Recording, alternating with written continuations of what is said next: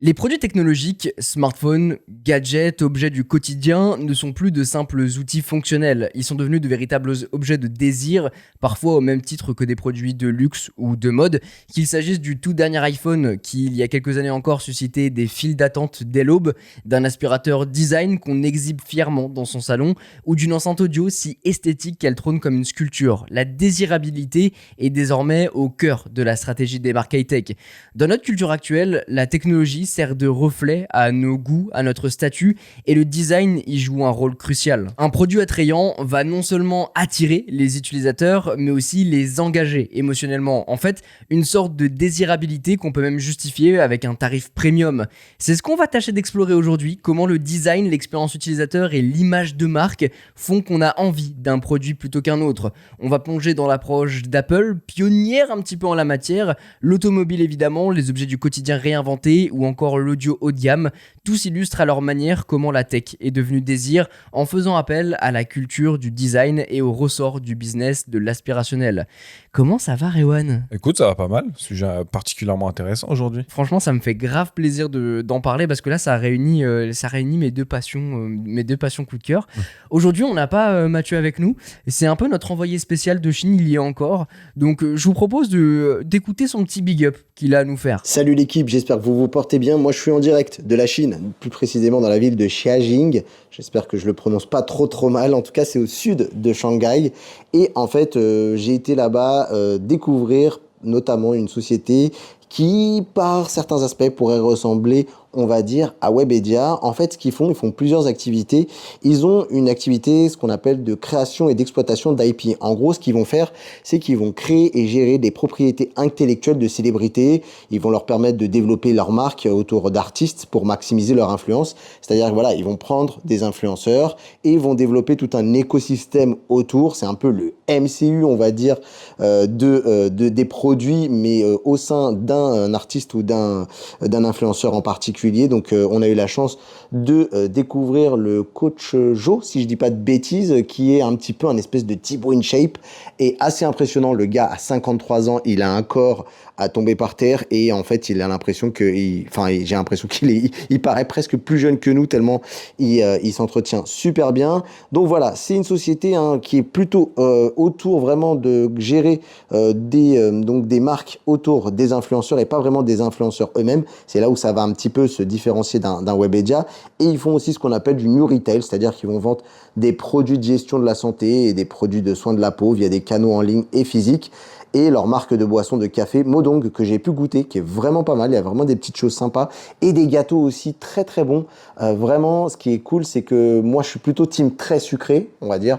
Je suis quelqu'un qui aime beaucoup le sucre. Et là, on avait des gâteaux qui étaient sains et à la fois aussi bons. C'est-à-dire que là, tu manges pas des trucs qui sont ultra fades ou des trucs que tu n'as pas envie de manger pour essayer d'être en bonne santé. Là, c'était à la fois bon et, d'après ce que j'ai compris, plutôt bon pour la santé. Et on a goûté pas mal de boissons au café divers et variés.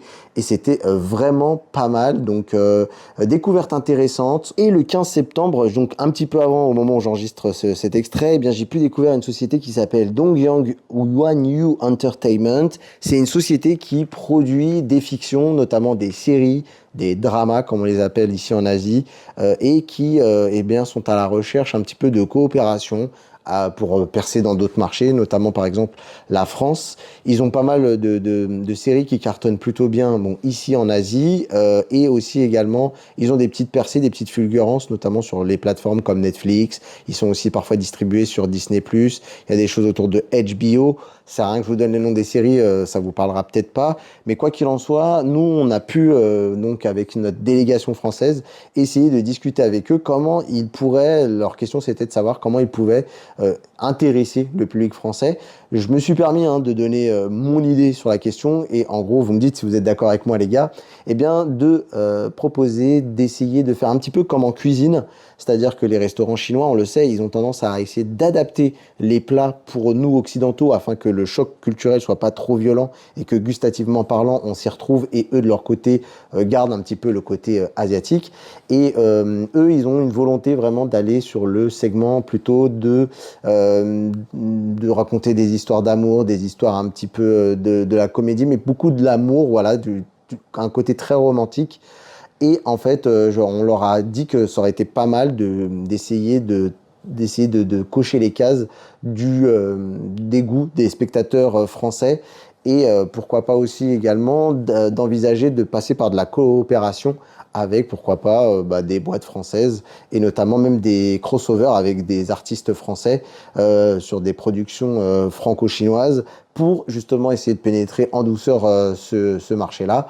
Donc voilà, après, à voir un petit peu. Ce que j'ai beaucoup aussi aimé, c'est et j'essaierai d'envoyer des photos à Quentin pour qu'il puisse vous les mettre sur Instagram, c'est aussi cette volonté de allier à la fois fiction, mais aussi également tradition, notamment dans les costumes sur lesquels ils prennent beaucoup de soin pour essayer de coller aux traditions des époques, pour faire les costumes notamment de tout ce qui est historique au niveau des empereurs. Voilà, on a vu des très belles pièces, très belles robes que les acteurs eux-mêmes ont portées sur quelques séries là-bas. Et vraiment, il y a une recherche de savoir-faire du côté des historiens pour coller aux costumes. Voilà, c'est plutôt intéressant, plutôt bien. Pour l'instant, on n'est pas spécifiquement rentré dans des gros sujets tech. Je vais bientôt à Shenzhen, j'espère vous en reparler prochainement sur Bubble. Et voilà pour un petit peu mon tour d'horizon de mes découvertes sur mon petit voyage en Chine qui n'est pas terminé. Eh ben, ça fait plaisir. Un petit tour à Shenzhen. Il va pouvoir nous dire ce qu'il prévoit sur les futurs produits. Ouais, tu penses qu'il va les ramener directement, là, des petits... Et il va prendre son petit shopping bag, là, et puis il va se mettre à la fin des lignes, tu sais, il va les récupérer. C'est vraiment ça. Mais Ça en vrai, serait beau. Un voyage un peu sympa, en vrai, ça me botte très bien, la Chine. Enfin, Shenzhen en particulier, je pense. Il y a plein d'endroits à voir, mais vu que je fais beaucoup de tech et tout, et que je vois des vidéos de foot, tu sais, t'avais Linus Tech Tips qui avait été dans les grands centres commerciaux pour acheter... Je crois que je l'ai vu, cette vidéo. C'est une de ses vidéos les plus vues, hein. Où il va à Shenzhen et il récupère justement plein de produits comme ça à la fin des lignes d'assemblage, quoi. Je crois même qu'il fabrique un PC sur place avec un mec dans la rue et il le donne à quelqu'un, genre juste en achetant les pièces. Ah ouais. Ouais, il dit le premier abonné qui me reconnaît, je lui file. Et du coup, il y a un mec, il a croisé une Linux Tech Tips, il est parti avec un PC, genre, je sais pas, en valeur, en vrai, il devait pas valoir tant que ça. Comparé à nous, combien tu payes les produits, genre 2000 €. Sauf que là-bas, 2000 €, c'est local, donc t'as énormément de pièces, t'as pas les frais de transport, etc. C'est une folie. Bon, et toi, mon petit Erwan, comment tu vas ? Écoute, moi ça va. J'ai toujours ces petits chats dans la gorge parce que je suis tombé malade il y a 2 semaines et j'ai toujours la gorge qui me chatouille. Ça ne veut pas partir, mais pas contagieux, pas fatigué. Écoute, franchement, là en plus, il y a une bonne météo. On n'a pas fait le point météo. Il y a une bonne petite météo. C'est vrai, on n'a pas fait le point. Au moment où on enregistre, il fait plutôt sympa. Il fait beau, ciel bleu. La température, elle est remontée. On a eu un début un peu maussade, même de la pluie. Franchement, ça fait le plaisir. début du mois de septembre, il était catastrophique. Mais c'est là, bien, on a une semaine ok, là. Ça a marqué la rentrée en mode, tu sais, ça a rentré, t'as kiffé tes vacances, hein Ah là, ouais, t'es la de retour en claque. région parisienne, tu vas reprendre le métro, le boulot, le dodo. Voilà, tu t'as retrouvé des gens aigris, t'as retrouvé la mauvaise météo, c'est parti. Exactement. Non, là, c'était compliqué. Et puis, bon, de mon côté, on vous parle évidemment à une semaine d'intervalle à chaque fois, mais là, c'est dur. Le rythme est compliqué, surtout avec les nouvelles sorties. Bon, au moment où je vous parle, il y a déjà des vidéos sur les nouveautés Apple qui sont sorties. Donc, allez voir ça sur la chaîne, vous en saurez plus. Et transition toute trouvée, parce que Apple, c'est un peu le design et l'expérience au service du désir. Ouais. Donc, on va parler de tout ça.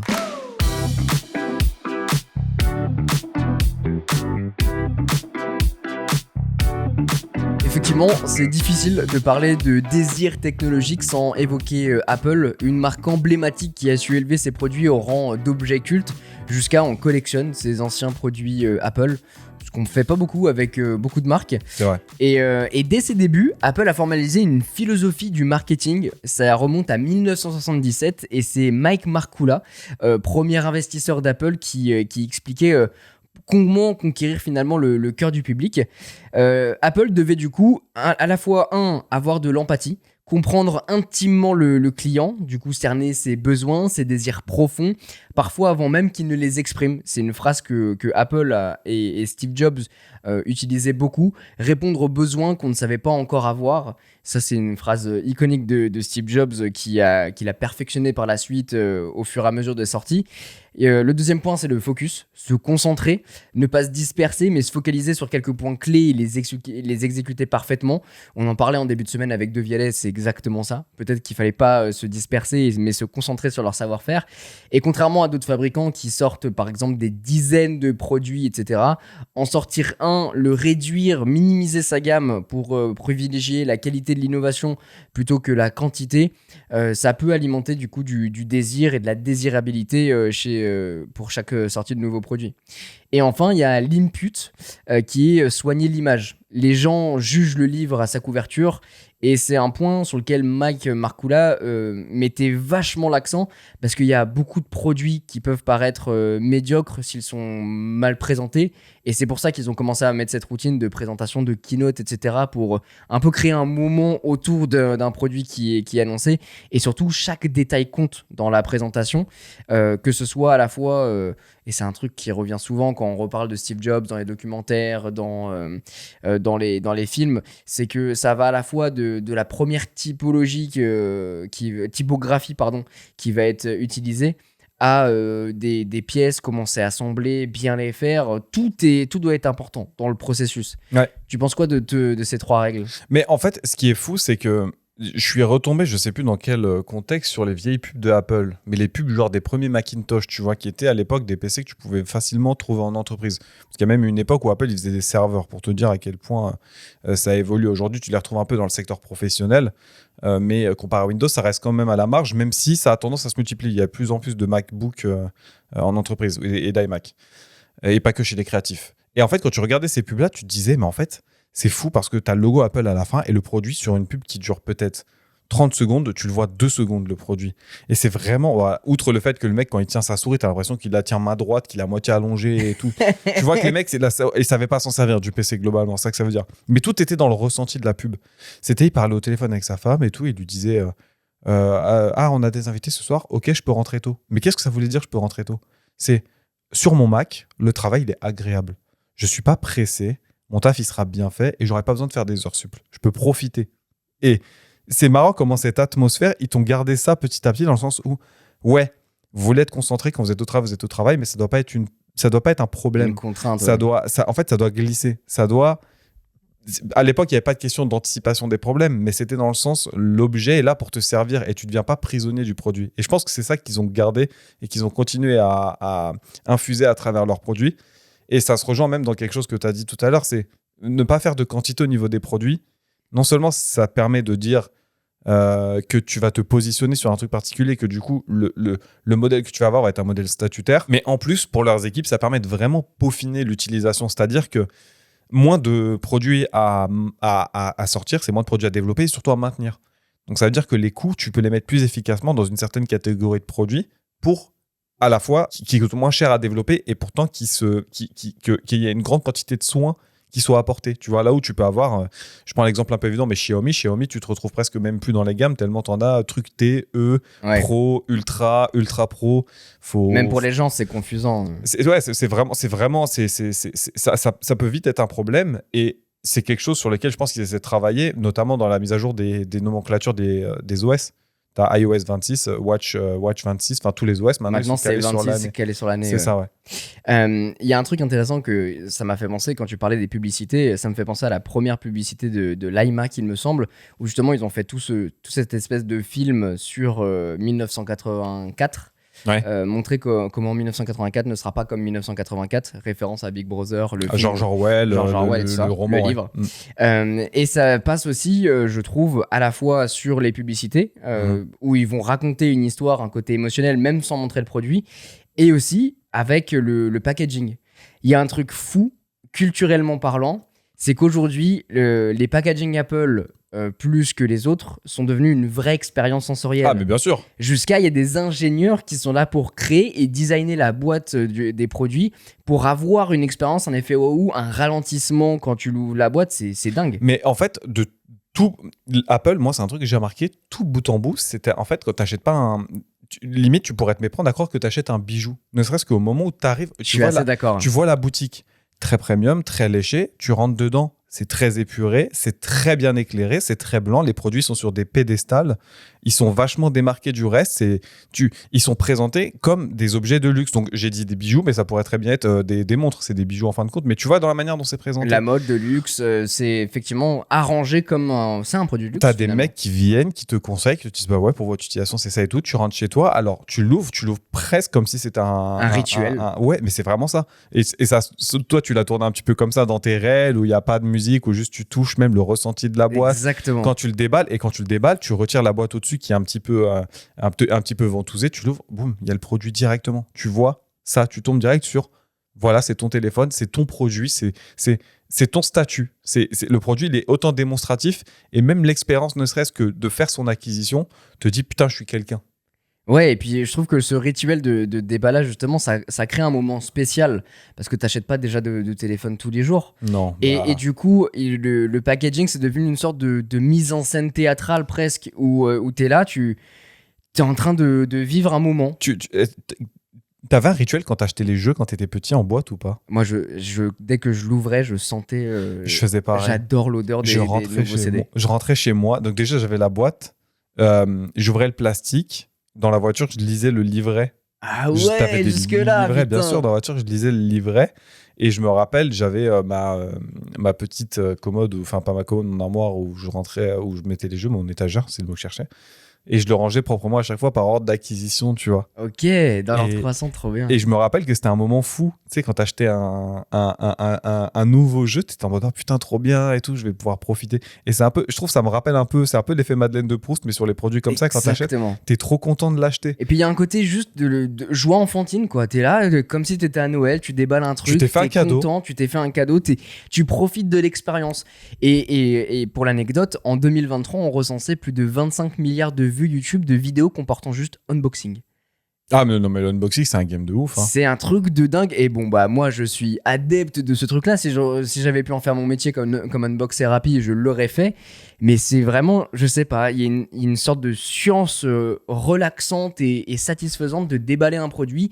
Il y a une joie indescriptible et c'est pour ça qu'aujourd'hui, en 2025, j'en fais toujours parce que j'adore ce moment. Tu sais qu'il y a des unboxings de voitures, je savais pas que c'était possible. Mais genre, ouais. J'ai jamais acheté de voiture neuve. Et en fait, t'as des plastiques qui protègent un peu tout, genre t'en as sur les volants, oui, sur les j'ai vu. Le mec qui retire les plastiques, je te dis mais en fait, je suis pauvre. Je me dis, à quel moment tu déballes ta voiture? Alors ça ils le font, mais c'est quand toi j'ai vu beaucoup de vidéos justement de Porsche où les gens enlèvent les plastiques, mais c'est quand Porsche du coup l'entreprise réceptionne la voiture avant de la donner au client. Le client juste lui il tire la bâche et la voiture est telle quelle, mais c'est eux qui se chargent d'enlever tous les plastiques. En vrai ça te ferait pas kiffer toi de retirer les petits plastiques? Franchement ça, de fou. Mais alors il y en a tellement. Ah non par contre il y en a une quantité, c'est astronomique. J'ai vu une vidéo de Porsche et de Lamborghini Revuelto où il enlève justement les plastiques. Il y en a une quantité, je crois que c'est fou. Ce qui est fou, c'est que je crois que j'ai acheté mon frigo il y a genre 4 ans et j'ai retrouvé il y a 2 semaines un plastique que j'avais oublié de retirer encore. T'imagines, t'es sur ta Porsche, t'as oublié le plastique, genre qui est derrière la pédale que t'avais pas retiré. C'est exactement ça. Mais dans les deux cas, en vrai, c'est une expérience.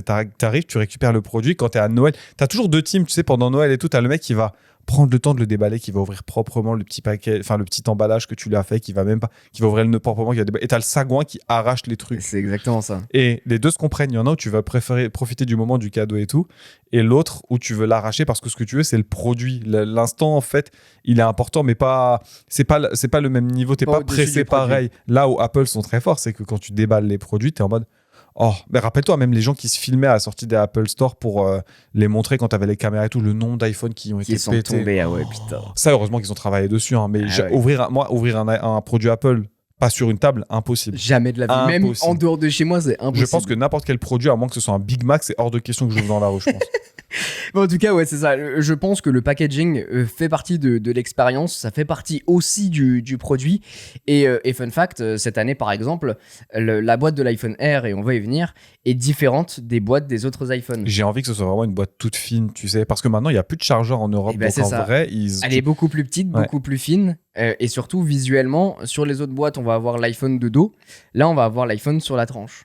Donc c'est ce qui fait que ça genre ça glisse, tu le fais sortir genre en format carte ou un truc comme ça. Alors ça je sais pas, je pense que ça s'ouvre de la même manière, mais le visuel au-dessus, on voit l'iPhone sur la tranche par rapport aux autres où on voit juste l'iPhone à plat. D'accord. Donc juste visuellement quand tu les étales, t'étales les boîtes par exemple. Ah, tu veux dire sur l'image que tu as de la genre la première de Corée. OK, d'accord. Oui, bah là ça fait sens. Ouais.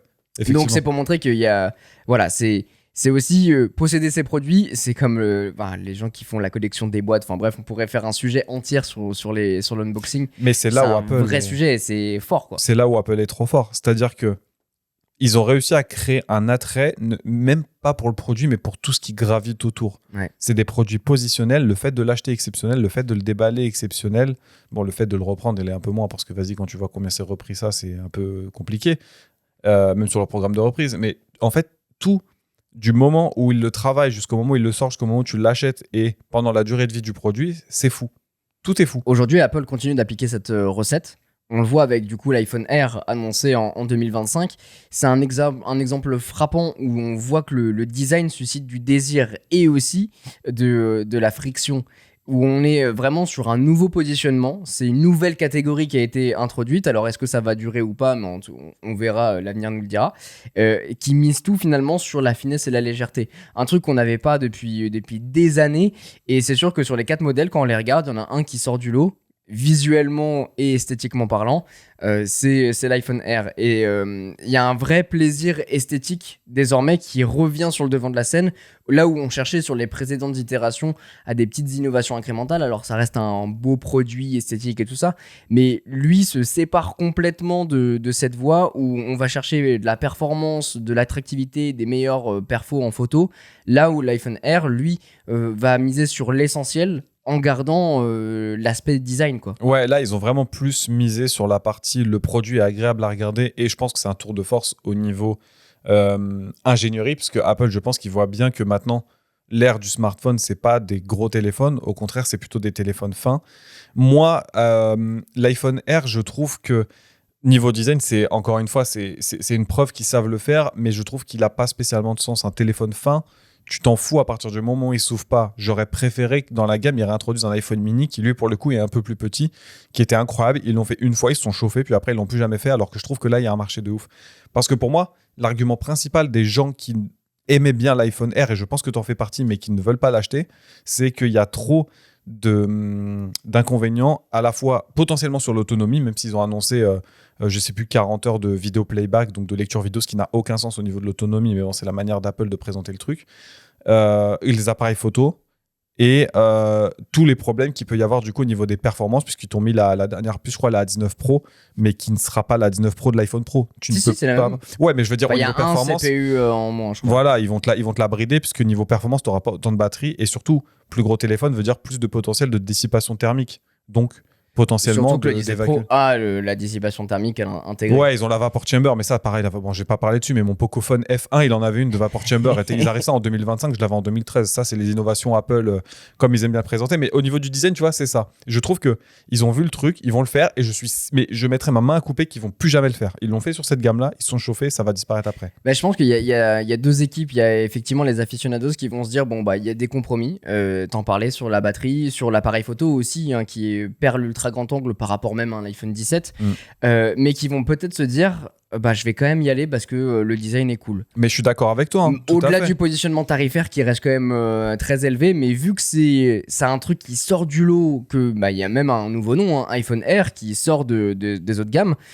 C'est pour ça que je suis assez curieux, je te rejoins là-dessus. Est-ce que ça sera un one-shot parce que ça va fonctionner finalement, ou est-ce que finalement ce pari ultra minimaliste, cool dans le design, mais avec trop de compromis, fera que c'est un truc qui terminera dans l'oubli, quoi. Et en plus, en fait, si tu veux, quand tu es une personne un peu sensée, les 3/4 des gens ils vont dire non mais je veux l'iPhone 17 Pro, je veux de la performance, etc. Les 3/4 ils servent pas de la performance. Okay, bah ouais, à la limite les photos, et encore l'optimisation de logiciel chez Apple elle est très bonne. Je suis sûr que l'appareil photo sera très bon même si tu n'as qu'un seul objectif, qui vont réussir avec l'algorithme à te générer des beaux bokeh, etc. sans avoir nécessairement de second capteur.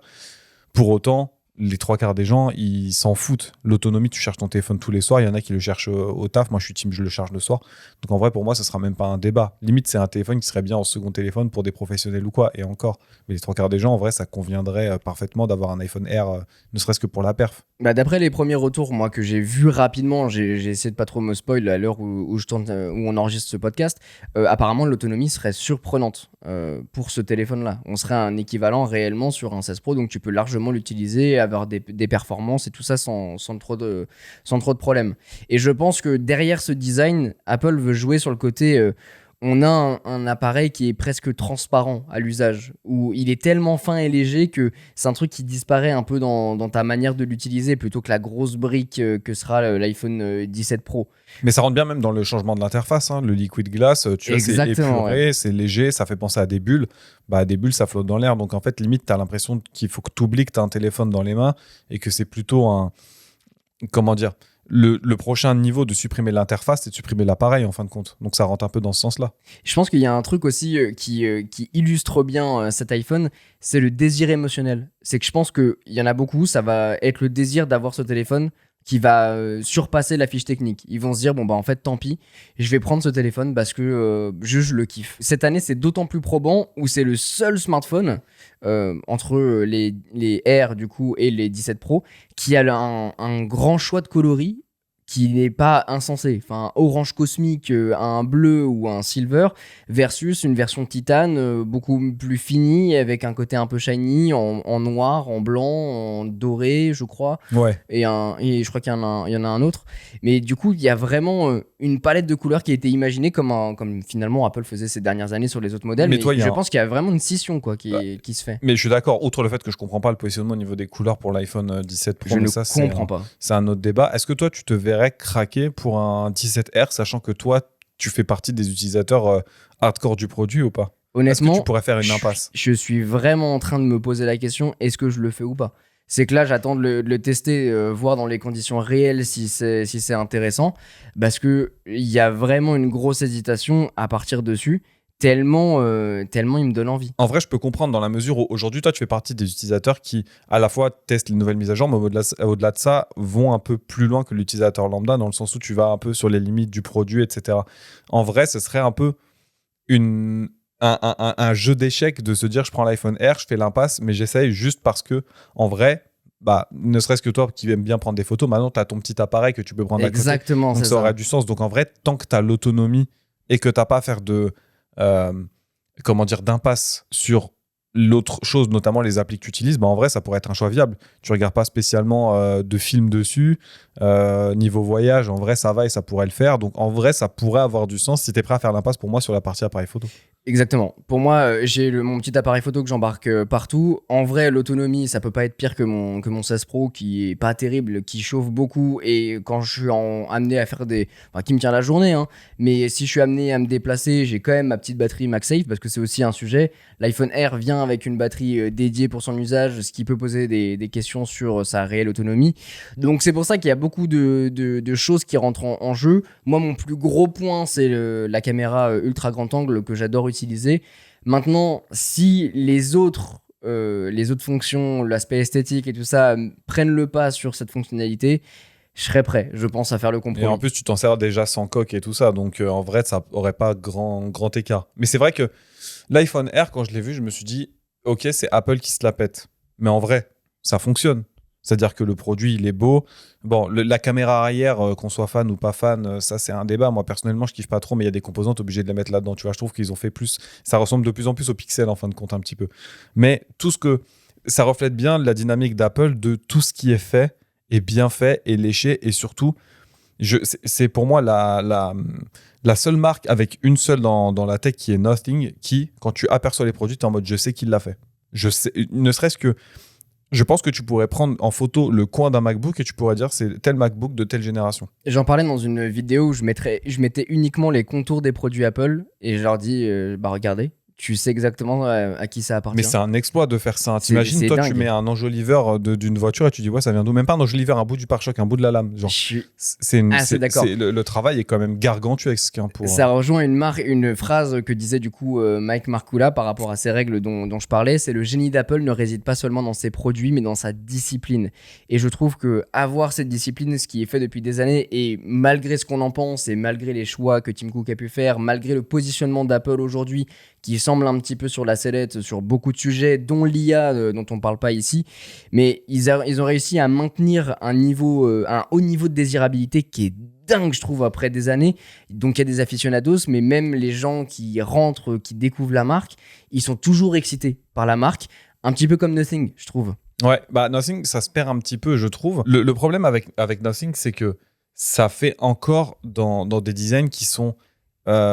c'est pas élitiste comme design, c'est presque geek.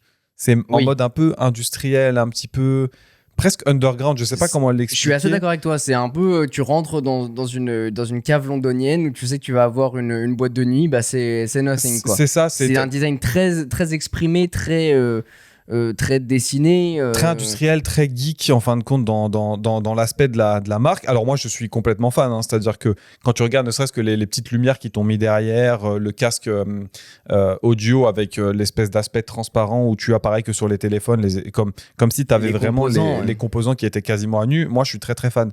Mais je comprends que ça puisse en rebuter, donc tu as un aspect qui est sur certains très industriel mais assumé, tu as l'autre au contraire c'est épuré, c'est pas... T'oublies que c'est un téléphone, c'est un produit que tu utilises pour communiquer, c'est l'extension de ton... C'est limite une manière d'être finalement. L'iPhone, c'est un petit peu le passeport de la vie en fin de compte. Si tu réfléchis, t'as ton paiement, t'as ton moyen de discuter, t'as ton moyen de t'identifier, t'as tout un tas de trucs maintenant. Nothing, c'est... Et vraiment, j'aime beaucoup cette marque alors que j'ai jamais eu de produit Nothing. Si, j'ai eu des écouteurs. J'ai eu une paire d'écouteurs Nothing, les premiers qu'ils avaient sortis, que je trouve toujours incroyables. Et à côté de ça, moi, j'aime bien l'image qu'ils véhiculent, tu vois. Pareil, parce qu'il y a une vraie identité graphique, une vraie identité des produits, il y a une constance dans ce qu'ils présentent, que ce soit les casques, les écouteurs, t'en parlais, les smartphones. Il y a une continuité, c'est pas une...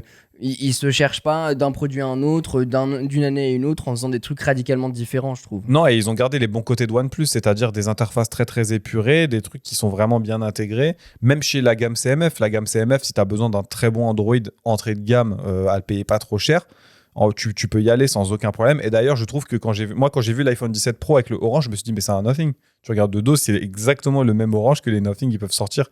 C'est du plastique et pas du métal, mais ça fait beaucoup penser à leur couleur d'ailleurs. Toi qui es beaucoup amené à utiliser les produits Apple, tu t'es un petit peu défait de Windows. Je t'en ai encore à titre, personnel, mais tu vas avoir les Microsoft Laptops qui dans le design sont relativement similaires à un MacBook. En vérité, ils sont un peu rapprochés de ce design très épuré, etc. Et dans les parties PC de bureau, t'as des mouvances qui t'attirent un petit peu ou pas? En fait, je pense que je suis tellement bercé par le côté très minimaliste et épuré que j'adore ça, peu importe les produits, que ce soit même véhicules, horlogerie ou des choses comme ça, que j'ai du mal à m'en défaire. Et à contrario, dans les PC gaming, j'aime bien avoir des trucs un petit peu farfelus. Disons que faut que ça soit esthétique avec une belle ligne, mais en vrai... je m'en fous s'il y a du RGB par exemple, je trouve ça cool, ça va dans l'atmosphère du truc aussi. Ouais, t'as pas de truc particulier qui t'attirait en termes de taille, en termes de présentation de tes produits, composants visibles, pas visibles, lumière, pas lumière. Bah je sais que quand j'avais créé un PC gaming, je voulais qu'il soit full white. Okay. Déjà parce que c'est un truc que peu de personnes font. Alors maintenant ça se démocratise de plus en plus. Au moment où je l'ai fait, c'est vrai qu'il n'y en avait pas tant que ça, des gros composants. C'était il y a quasi 10 ans je crois en plus. 10 ans non, mais ça doit bien faire je dirais 5-6 ans. Ah ouais, c'était si récent que ça. Ok, je pensais que c'était ouais. Non, je pense que ça va être 2018, 2019 ou 2020, un truc comme ça. Mais donc ça commence à remonter. Aujourd'hui ça s'est vachement démocratisé. Et puis je dis pas qu'à l'époque c'était pas le cas, mais c'est vrai que rien qu'avoir une carte graphique blanche, tous les constructeurs c'était un peu plus rare, je suis d'accord. Et du coup, j'avais envie de faire ce truc-là. Autre chose que j'avais fait sur ce PC, c'est faire un sablage dessus avec mon logo. Oui, sur le verre trempé, où tu avais le logo à l'époque de l'avatar que tu avais sur la Fibrotech. Ouais, exactement. Sur lequel on est en train de faire le Bubble, c'est le cadavre du... sa danse, on le range sur le cadavre de la Fibrotech en fin de compte. Exactement. Mais voilà, c'était les particularités que je voulais faire parce que je trouve que ça rentrait dans une ambiance, dans une coque qui était assez chouette. Aujourd'hui, si je devais refaire un PC, je pense qu'il aurait beaucoup de côté transparent pour voir les composants, parce que je trouve ça chouette. Ouais. Et puis je pense que quand tu dois faire un PC, au-delà du Mac Pro, qui est un truc un peu dans la même veine, à savoir tu peux le personnaliser, rajouter des produits dedans, je trouve que voir ce qui s'y passe, c'est intéressant. Ok, dans le sens... c'est les entrailles de la machine que tu veux un peu exposer pour montrer ne serait-ce que la puissance. Je suis assez d'accord avec toi, et en vrai... C'est un des aspects sur lesquels je suis divisé, tu vois. Ça fait à peu près combien, 15 ans, peut-être un peu plus de 15 ans que je monte des PC. Et j'en ai vu de pas mal de designs. C'est un truc que j'aime beaucoup. J'ai vu les water cooling avec des couleurs de fou, de la hardline, donc des tubes... dur, pas du tube souple avec des mecs qui mettent des couleurs et tout. Je trouve ça incroyable. Il y a des mecs qui ont vraiment du talent. Je vois des mecs qui font leur propre boîtier. Ça devient un putain d'objet d'art. Ah, mais c'est de l'art. Il y en a, quand tu vois ce qu'ils font, déjà rien que le temps, c'est toujours un PC. C'est-à-dire que c'est un truc qui est fait pour jouer et tout. Et tu vois la passion qu'ils mettent dedans. Les mecs qui font leur propre boîtier et tout. Je trouve ça incroyable. Et ça fait pas très longtemps que je suis tombé dans le délire des petits boîtiers. Et c'est un truc qui me fascine. D'avoir, Ok. en fait, Des mini PC ou des petits boîtiers des petits boîtiers. Tu vois ok. le concept de slipper, notamment en automobile. Ouais. Un truc, on dirait pas qu'il paye Qui de la paye pas mine de comme mine, ça mais tu et t'as dis, 500 ouais. chevaux Ouais. dedans, tu comprends pas d'où ça sort. Bah, c'est vraiment ça. C'est des tout petits PC qui embarquent des composants ultra haut de gamme, des Ryzen 9 9900X 3D, Tu m'avais des- envoyé une vidéo comme ça. ouais, des Nvidia 5090, machin. C'est des trucs qui sont quand même bruyants, qui sont forcément soumis à tout un tas de contraintes, puisque bah, forcément, plus c'est petit, plus c'est chiant à faire pour tout Puis un ça tas fait de de la raisons. chaleur aussi. Ça fait de la chaleur, donc c'est forcément plus bruyant en général. Mais avoir un objet comme ça, tout petit, et tu te rends pas compte que le truc, il envoie, et du coup, qui rejoint un petit peu ce que tu disais sur le côté esthétique, c'est-à-dire que c'est presque un objet d'art que tu pourrais exposer chez toi, et tu sais, les gens sont en mode, ah, c'est quoi ce truc-là? Ouais, puis il y a C'est un un PC. côté, c'est compact, t'as beaucoup de puissance dans un petit truc, c'est hyper satisfaisant. je trouve. J'adore ça, et moi, comme tu le sais, qui suis un grand fan de ça, et qui a pas de console chez moi, outre console portable, et qui du coup utilise les PC comme des consoles, je me dis, avoir ça dans le salon serait trop cool, parce que quand tu vois une PS5, tu sais que c'est une PS5. Quand tu vois une Xbox, les dernières séries X, etc., tu sais que c'est des Xbox Series X. Donc le boîtier, il est comme ça, il n'est pas autrement. Tu as des variations de couleurs, peut-être de légères variations quand tu as de nouvelles générations, mais voilà. Et là, avoir un PC sur un format particulier où tu regardes, tu dis putain, c'est quoi ce truc-là? T'en as même qui se monte avec la carte graphique à la verticale. Donc en fait, tu as l'impression d'avoir vraiment une tour qui ressemble un petit peu à une série X et tout. Et je trouve ça. Ça attire la curiosité. Ça ouais. attire la curiosité et je trouve que c'est ultra beau. Genre, c'est vraiment des beaux objets que tu peux mettre, tu vois. Et à côté, j'adore les énormes PC. Ah ouais. Les énormes boîtiers, les trucs qui t'arrivent à hauteur de genou, là, qui font Et que tu peux même pas mettre sur un bureau. 60 cm de haut, dans lequel, pareil, t'as un énorme boîtier vitré, t'as 15 000 ventilos, t'as du RGB à te mettre une flashbang quand tu l'allumes la nuit, le truc. Et je trouve ça fou. Et en fait, je me suis rendu compte que j'ai pas de style particulier, j'ai plus un moment particulier. Ok. Et c'est la beauté, je trouve, avec ce genre de produit, c'est que ça dépend de quel environnement tu l'intègres. C'est-à-dire que dans mon bureau, je vais peut-être avoir envie de mettre un énorme PC, un truc RGB qui flash, machin, tout ça, parce que ça rentre dans l'esthétique et dans l'ambiance que je veux créer. Parce que je sais que ça va être le moment où je vais m'en servir pour jouer. Peut-être que je vais l'intégrer avec mon autre système de lumière, Philips Hue, etc. Et dans un salon où tu auras un design plus épuré et tout, bah avoir un truc qui ressemble à une console et qui s'efface presque, mais qui est quand même un petit peu, comme tu l'as dit, qui attire la curiosité, où tu es en mode, mais c'est quoi cette espèce de base et tout? C'est hyper intéressant, je trouve.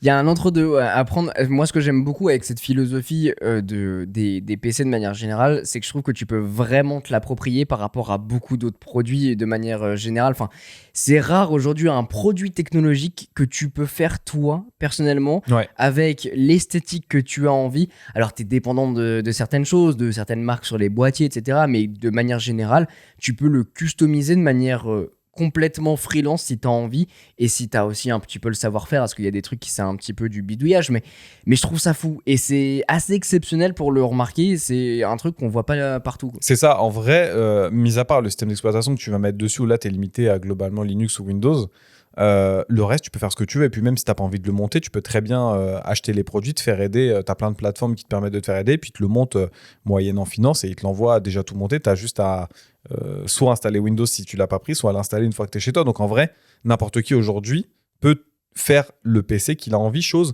sur laquelle, parler d'Apple juste avant, tu achètes un iPhone, donc tu achètes cet iPhone-là de cette couleur, tu as iOS dessus, puis voilà, c'est tout.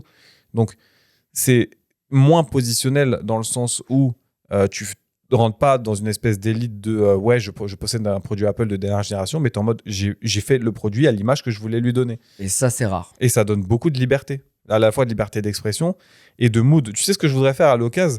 Ce serait faire un PC mais sur un cadre. Genre, mettre tous les composants à nu et le mettre, tu sais, les espèces de cadres que tu as à Ikea avec les trous pour mettre tes petites boîtes et tout ça. Faire un PC là-dessus et il fonctionnerait. Juste, tu l'allumes. Sur un il tableau serait perforé. branché, un tableau perforé, ouais. Tu aurais la télé à côté, donc tu aurais les câbles, pareil, proprement branchés et tout ça.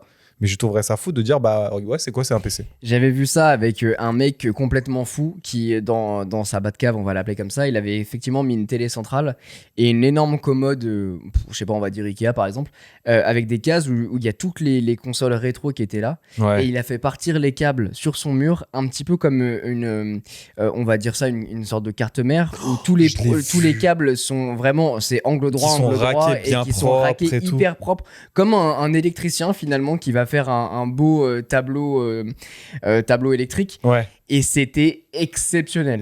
Et ça rend trop bien. En fait, si tu assumes le style, En vrai, n'importe quoi rend bien. C'est ça qui me rend fou. C'est le mec, il est trop dans le délire rétro. Il s'est dit, je vais me chauffer. Dans ma salle, je vais faire ça. T'as 15 consoles de jeux qui sont rackées sur un KVM, donc qui est une espèce de multiprise HDMI. Le mec, il allume, il peut faire fonctionner toutes ses consoles comme il veut. Ça complètement fou. C'est beaucoup trop stylé. Et pareil, dans les boîtiers, tu sais que t'as des boîtiers qui sont des bureaux, où c'est des bureaux qui sont un petit peu épais, en verre, et tu peux mettre tes composantes à la carte mère et tout, machin.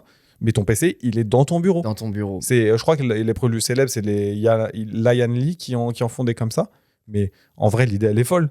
T'as ton bureau, donc tu as un PC dissimulé, bah tu le mets dans un truc en verre. Voilà, tu le vois pas. J'ai vu un mec qui avait fait ça, effectivement, aussi. Peut-être que je vous le remettrai en description. Il crée son propre bureau, déjà. Donc, la maçonnerie, le bois, etc. Et en plus, il crée le PC. Et après, en plus de ça, donc au-delà de la contrainte de dissipation de chaleur qui est importante, puisque c'est du bois, qu'il a réussi à trouver, il a fait un écran qui est rétractable. Oh, mais je vois qui c'est. Je suis certain que je vois qui c'est. C'est un fou. DIY Perks ou un truc comme ça. Exactement. Bien sûr. C'est exactement. Ce mec est un génie. Mais lui, c'est je crois et qu'il est le en côté études minimaliste d'ingénieur. est fou. Il a fait ça, il a fait son propre écran externe, il a fait tout un tas de trucs comme ça. Et pareil, toi qui aimes bien les trucs minimalistes, t'as Linus Tech Tips qui fait des vidéos, le setup le plus clean, et t'en as où il y a rien qui dépasse. T'as l'écran, t'as la souris, t'as le clavier, mais c'est au point où il a mis donc le PC pareil à l'intérieur du boîtier pardon, pas du boîtier, du plateau du bureau, et il a tout caché. Pareil, il a mis ses propres ventilos, même les ports USB en front pour brancher, tout ce qui est USB, casque, etc. Et il a même mis à l'intérieur du plateau du bureau qu'il a fait lui-même, qu'il a usiné lui-même, etc. les systèmes pour charger sans fil ta souris. Donc pendant que tu joues, qu'elle est posée, elle est quand même en train de charger pendant que tu t'en sers. Ah ouais, putain, ça c'est fort. C'est trop fort. Il a fait plusieurs itérations, je vous conseille ce genre de truc. Mais voilà, j'aime l'idée que ces genres de produits-là, contrairement à d'autres où tu es soumis à tout un tas à très peu de contraintes pour les acheter, parce qu'en fait c'est clé en main et c'est ce que certains veuillent. On parlait d'Apple sur l'expérience, quand tu les achètes, tu veux telle couleur, ok, telle génération, ok, combien de stockage, tiens, vas-y, prends. Ou l'autre, tu dois mettre un peu plus d'investissement, mais tu as un produit que tu t'appropries. Que même, je suis un menteur parce que tu n'as pas à te l'approprier. Tu l'as créé pour qu'il te convienne. Donc, tu n'as pas à te l'approprier. Tu possèdes le produit. Tu crées ton propre désir, et tu l'as fait à ton image. Exactement. Et j'aime beaucoup ce truc-là parce que, en fonction de la gueule qu'il a, en fonction de comment tu t'installes, ça te crée un mood quand tu te mets. Je suis d'accord. Quand je sors ma tablette, je vais pas être dans le même mood que quand je vais m'installer pour une session gaming. Surtout que maintenant, adulte, toi, papa et tout, les sessions gaming, ça commence à être rare. Donc, quand tu te poses, tu es en mode oh putain, je peux le faire. Oh, j'ai le temps de le faire, quel plaisir. Et tu rentres dans un mood particulier. Exactement, ouais, tout à fait. Écoute, je pense qu'on rentre clairement dans la catégorie où le produit tech devient une sorte d'art de vivre. Ouais. Et de la même manière que laisser son PC, exposé parce que ça devient un objet d'art, il y a une marque que j'aime beaucoup. Vous le savez, on en a parlé en début de semaine, c'est Devialet. C'est vraiment ce truc-là où plutôt que de cacher tes enceintes, plutôt que de les dissimuler, tu vas les laisser exposer parce que ça devient un putain d'objet d'art et d'ingénierie. Mais je suis d'accord. Et c'est là où, où la fonction de l'objet arrive à créer une synergie quasiment complète avec c'est pas tant l'environnement, mais c'est pareil, on parlait du mood dans lequel tu es quand tu regardes un film sur des belles enceintes et l'ambiance que tu as créée avec l'objet, ça va avoir un ressenti particulier sur ton humeur. Des Vialet, quand tu regardes les enceintes, tu sais, presque si on ne dit pas que c'est des enceintes, tu es en mode c'est quoi Il y en a beaucoup qui quand ils viennent ici, ils ne savent pas ce que c'est. Mais c'est pas conventionnel. Ils s'en rendent pas compte. Alors déjà, ne pas connaître la marque ou le produit, c'est une chose, mais surtout, ils ne savent pas quel est l'usage du produit. Ça n'a pas la forme d'une enceinte. Quand tu as une enceinte, tu vois un espèce de truc carré avec l'espèce de petit tweeter ou un tube, ouais, avec le gros caisson, enfin le gros speaker, le woofer qui dépasse. Des Vialet, tu regardes, tu es en mode oh, c'est beau ton truc. Pour moi, c'est un objet d'art, vraiment, et limite presque sculpturel. En plus, du coup, moi, j'ai pris la finition Opéra de Paris, donc avec les feuilles d'or dessus. Donc, il y a vraiment un côté, d'autant plus que dans mon environnement, j'ai dissimulé les câbles. Donc, t'as vraiment juste l'enceinte qui est posée, qui trône. Et c'est là où je voulais aller, c'est qu'on dirait, en fait, du coup, t'oublies que c'est des enceintes et ça pourrait presque être, pas nécessairement un vase, mais ça pourrait être une sculpture, comme tu l'as dit. C'est vraiment un truc où t'as la fonction de l'objet devient presque secondaire. C'est quand même des excellentes enceintes, mais ça devient presque secondaire parce que t'as pas besoin de t'en servir pour l'apprécier.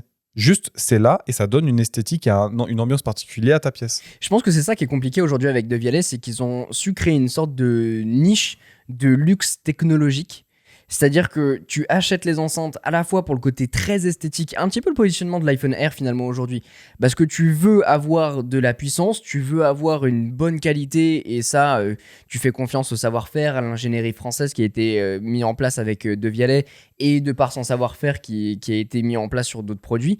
Et en plus de ça, tu achètes vraiment un élément, et limite presque tu achètes une sorte de, je sais pas, mode de vie, tu as envie d'avoir un objet dans ta collection qui est à la fois esthétique et performant, mais limite l'esthétique mise plus que la performance. Ouais, pourtant c'est des produits qui sont extrêmement bons dans ce qu'ils font. Encore une fois, Devialet, niveau recherche et développement, c'est vraiment des mecs qui sont très très bons dans tout ce qu'ils font sur le son. Mais là où je trouve, j'ai une approche un peu différente comparée à l'iPhone, c'est que l'iPhone c'est très positionnel parce que les gens, ils en achètent beaucoup. Et oui. C'est un objet de masse, alors que là, c'est plus... En fait, c'est un produit de masse et c'est un produit positionnel, mais comment dire, limite presque à le montrer. Les enceintes, c'est de la niche, donc tu n'as presque pas besoin de les montrer. Mais du coup, tu rentres dans une espèce de catégorie élitiste où tu es en mode « Ah, le mec, il a des Devialet, en plus, pour ton cas, des éditions limitées. C'est un mec, c'est un connaisseur. C'est un mec qui est dans la niche de « Je veux du son pur, je veux de la clarté, mais je veux pas que du son. Je veux... » l'ambiance qui vient avec le son. Je veux que ce soit partie intégrante de l'ambiance que je veux donner à ma pièce. Je pense qu'on est vraiment à la frontière entre l'art décoratif et l'ingénierie. Je pense que c'est vraiment ça les mots-clés. Et au-delà de ça, tu vois, moi, quand j'ai commencé à rechercher ces enceintes, parce que c'était pas en vrai, ça m'est tombé dessus, c'est que j'ai découvert la marque et j'ai eu un petit peu comme Alpine, quoi. J'ai eu un coup de cœur. C'est que je les ai vus, j'ai testé, j'ai entendu, je me suis dit, il me faut ça chez moi. Et les deux, ils ont failli faire faillite là, donc je pense que je vais arrêter d'acheter. Je vais pas aller vers là où tu vas, parce que quand tu vois Devialet qui a 2 doigts de la faillite et Alpine qui a pas fait P16 depuis le début de 2024, là, tu m'étonnes. Putain, la vache. Mais ouais, je pense qu'avec Devialet, l'acheteur de manière générale recherche une expérience globale. Je suis d'accord. Mais c'est pareil que Roche-Beaubois pour moi. C'est-à-dire que Roche-Beaubois, c'est des meubles. Mais tu les achètes pas seulement parce que c'est des meubles. Le Bubble, qui est le canapé dans lequel je suis assis actuellement et qui est dans ton salon, c'est un canapé qui n'est pas qu'un canapé. Il est extrêmement confortable, mais presque t'oublies que c'est un canapé qui est confortable. Tu le regardes, t'es en mode putain, mais j'ai jamais vu un canapé qui a cette gueule-là. C'est exactement ça. Et parce qu'il y a aussi le côté, ça devient... ça a été créé par un designer, quelqu'un qui a dessiné le canapé. Ça paraît bizarre de dire tu dessines un canapé comme tu recharges des chaussures. Oui, aujourd'hui on recharge des chaussures. Mais ouais. Et les canapés peuvent être dessinés parce que c'est des vrais créateurs qui bossent dessus. Mais à l'époque, c'était pareil pour les voitures. C'était pas jusqu'à, je pense, années 80-90. C'était assez rare d'appeler des studios de design, des ateliers de design pour dessiner comme des voitures. Pininfarina, chez Peugeot qui en avait fait. Ferrari aussi. T'avais Ferrari, t'avais Porsche qui l'avait. Il y en a pas mal qui l'ont fait. Il y a des designers qui sont très connus, qui ont fait des véhicules iconiques. Et quand tu les regardes, tu te dis, bah ouais, effectivement, je vois la touche. Et pourtant, à l'époque, c'était rare. Je pense qu'on retrouve vraiment une démarche comme l'automobile, comme l'horlogerie aussi de luxe, où tu vas avoir ce côté série limitée. Mais au-delà de la série limitée, tu vas avoir... en plus, là, ils ont bossé avec une institution prestigieuse, Opéra de Paris, pour en plus de ça. Donc, il y a un cachet presque culturel où tu vas rentrer dans une case où tu vas être... en plus, moi, je suis un maniaque un petit peu du détail et du côté clean, soin, etc. Donc, je pense qu'il y a vraiment cette stratégie qui leur a permis de se démarquer par rapport à la concurrence, de fidéliser des clients aussi. L'esthétique en fait partie, la qualité évidemment, surtout pour les audiophiles.